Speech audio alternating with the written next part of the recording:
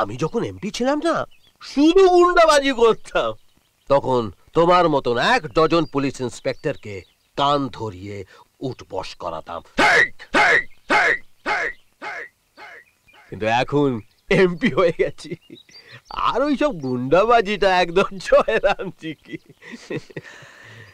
এই খাকি বর্দিটা পড়ার সময় আমিও শপথ করেছিলাম স্যার,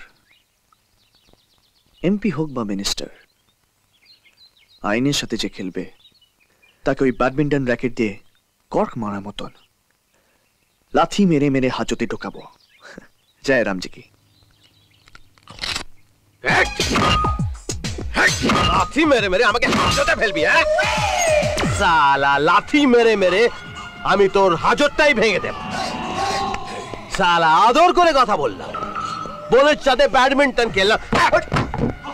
সালা দেবু শরণকে কোর্ট কাছারি দেখাচ্ছে, জজ সাহেব দেখাচ্ছে। আপনি কিন্তু আইনকে হাতে করে নিচ্ছেন স্যার। সালা